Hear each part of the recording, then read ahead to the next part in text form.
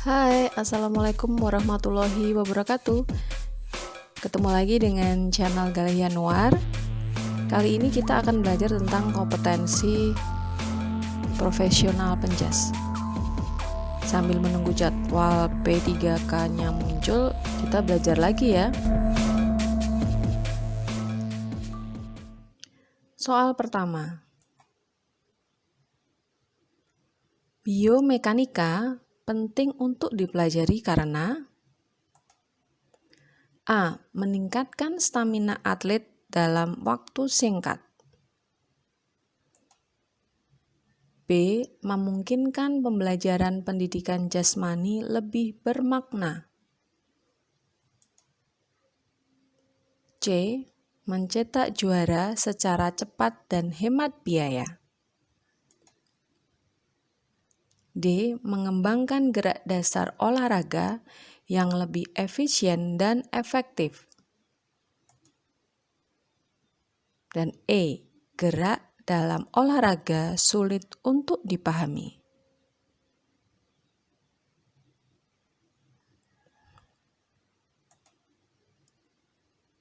Dan jawabannya adalah D. Mengembangkan gerak dasar olahraga yang efisien dan efektif.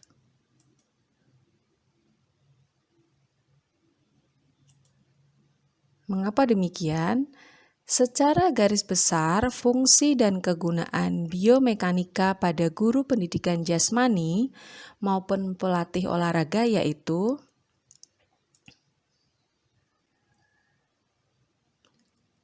1. Memberikan dasar ilmu pengetahuan untuk mengambil keputusan berkenaan dengan keterampilan dan gerak dasar pada olahraga. 2. Sebagai dasar untuk memperoleh jawaban tentang masalah dalam unjuk kerja atau praktek olahraga. 3. Prinsip serta asasnya dipakai dalam memberikan asesmen atau koreksi terhadap unjuk kerja yang dilakukan oleh peserta didik atau atlet. 4. Mampu dalam mengembangkan gerak dasar olahraga yang lebih efisien dan efektif. Demikian pembahasan nomor 1, sekarang masuk soal kedua. Berikut ini adalah faktor-faktor yang mempengaruhi gaya eksternal atau external force dalam mekanika gerak manusia, kecuali A. Daya tarik bumi. B. Gesekan. C. Gaya reaksi dari tanah. D. Tahanan udara. Dan E. Kontraksi otot.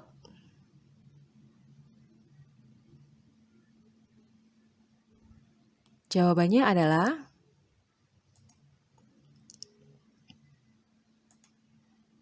E. Kontraksi otot.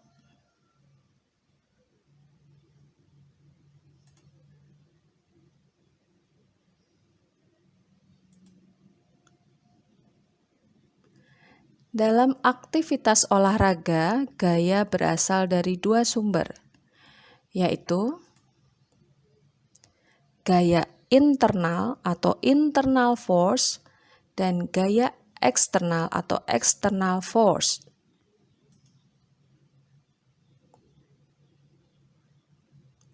Internal force diciptakan dari dalam tubuh seseorang akibat hasil kontraksi antara otot-otot yang melakukan aktivitas tarik-menarik melalui tendon. Kemudian tendon memberi isyarat kontraksi kepada tulang yang menghasilkan suatu gerakan atau tahanan. Dan sedangkan external force adalah suatu gaya yang tercipta karena adanya pengaruh dari faktor gravitasi. Gaya reaksi dari tanah, gesekan, pertahanan udara dalam berbagai aktivitas pada cabang olahraga yang menghasilkan suatu gaya dorongan atau tarikan. Jadi gaya internal dari dalam, gaya eksternal dari luar. Next, nomor 3. Di bawah ini adalah organ-organ yang menjadi sistem utama kardiovaskular. A. Paru-paru, jantung, pembuluh darah. B. Jantung, tulang, otot. C. Ligamen, paru-paru, usus kecil. D. Pembuluh darah, jantung, persendian. E. Darah, jantung, ginjal. Jawabannya adalah A. Paru-paru, jantung, pembuluh darah.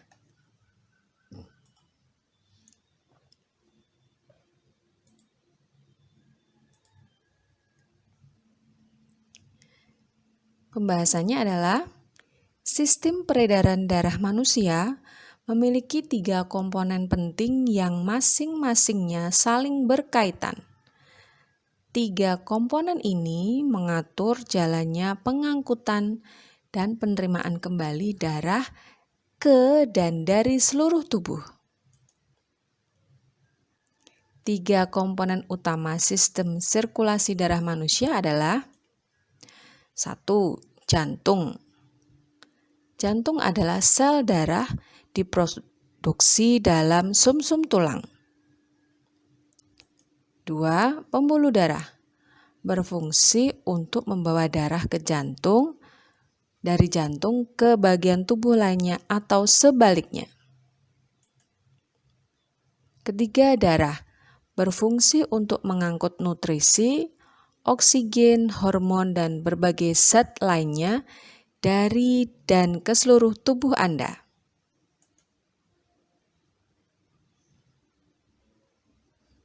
Next, nomor 4. Objek material ilmu keolahragaan adalah A. Biomekanika, B. Ilmu gizi, C. Manusia yang bergerak, D. Tubuh manusia, dan E. Sarana prasarana.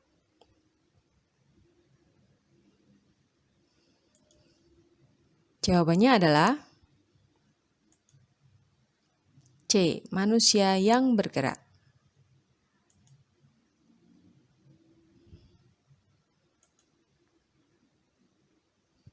Mengapa demikian?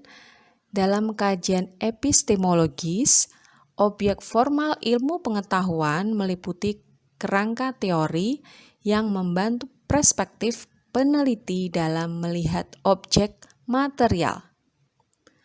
Contoh objek formal adalah ekonomi, biologi, fisiologi. Sedangkan objek material meliputi apa yang diteliti. Misalnya, benda hidup untuk biologi, masyarakat untuk sosiologi, dan gerak manusia untuk ilmu keolahragaan. Selanjutnya nomor 5.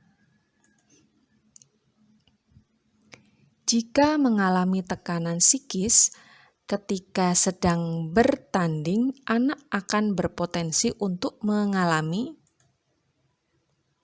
A. Peningkatan konsentrasi, B. Penurunan kecemasan, C. Peningkatan kecemasan, D. Peningkatan stamina, dan E. Penurunan emosi. Jawabannya adalah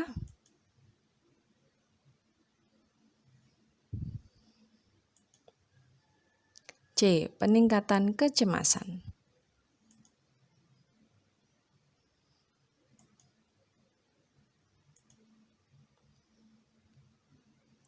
Kita tahu bahwa gejala-gejala rasa cemas dan stres dalam pertandingan, misalnya rasa cemas, rasa khawatir, ketegangan, kebingungan, kurang atau hilang konsentrasi, dan rasa percaya diri yang menurun suatu pertandingan.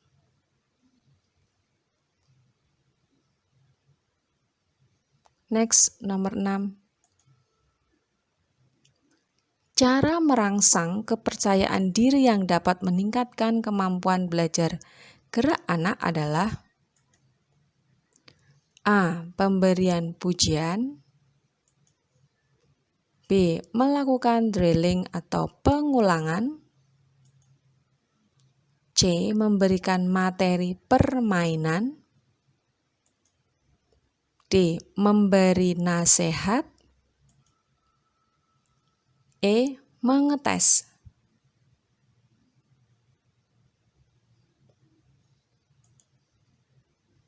Jawabannya adalah A. Pemberian pujian.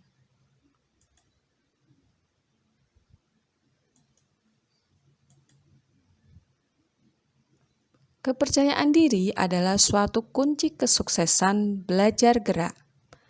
Beberapa strategi yang sering dilakukan guru adalah memberikan keteladanan, pembiasaan, dan pemberian reward, misalnya memberikan pujian.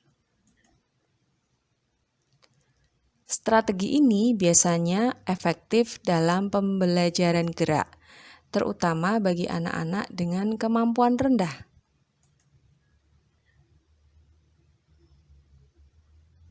Soal nomor 7. Masih semangat kan? Oke. Berjabat tangan setelah selesai pertandingan menunjukkan sikap apa? A. Toleransi, B. Kerjasama, C. Sportif, D. Persahabatan, dan E. Memaafkan. Jawabannya adalah C. Sportif.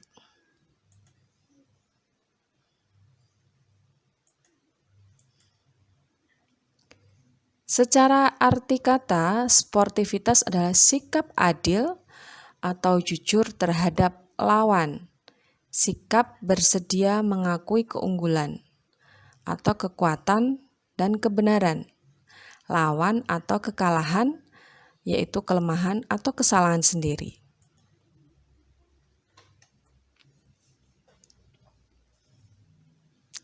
Soal nomor 8. Masih ada 2 soal lagi ya. Aspek yang perlu dipertimbangkan dalam pemanduan bakat adalah A. Anatomi dan fisiologis, B. Tinggi badan, keterampilan olahraga, status gizi, C. Status gizi dan makanan, D. Biologis, biomotor, fisiologis, E. Fisiologi dan tingkat emosi. Jawabannya adalah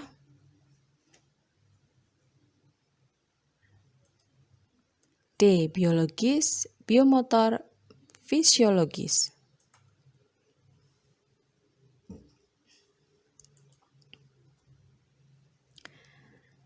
Atlet yang berkemampuan tinggi mempunyai profil biologis yang spesifik, kemampuan biomotor yang lebih tinggi, dan sifat fisiologis yang kuat. Oleh sebab itu, faktor-faktor ini merupakan hal penting dalam pemanduan bakat dan harus diperhatikan oleh guru pendidikan jasmani.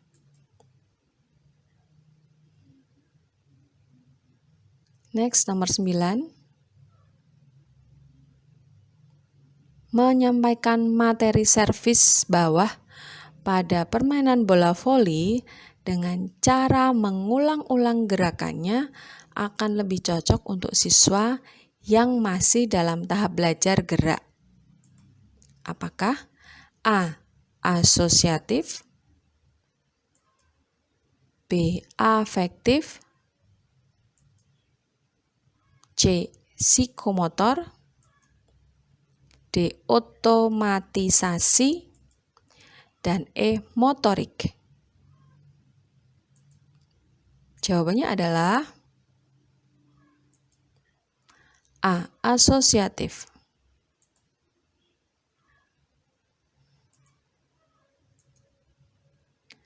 Tahap asosiatif ditandai dengan semakin efektif cara-cara siswa melaksanakan tugas gerak, dan dia mulai mampu menyesuaikan diri dengan keterampilan yang dilakukan.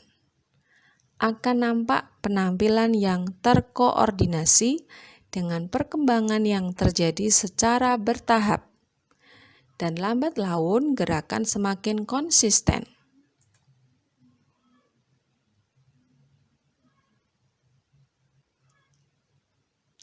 Oke, the last for number 10.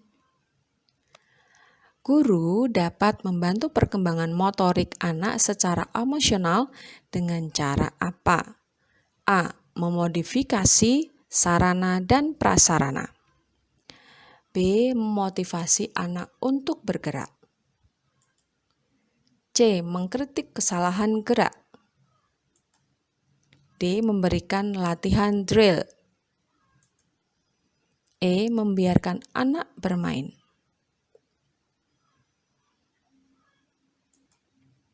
Jawabannya adalah memotivasi anak untuk bergerak.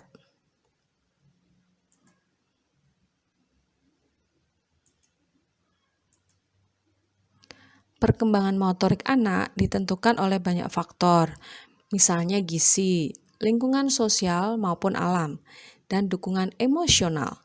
Dukungan emosional dari orang dewasa di sekitar anak, misalnya orang tua, guru, atlet, role model, akan memberikan motivasi anak untuk mencoba tugas gerak baru dan mengulanginya sampai tingkat mahir. Oke, sekian, semoga apa yang kita pelajari ini ada di materi P3K ya. Amin. Wassalamualaikum warahmatullahi wabarakatuh.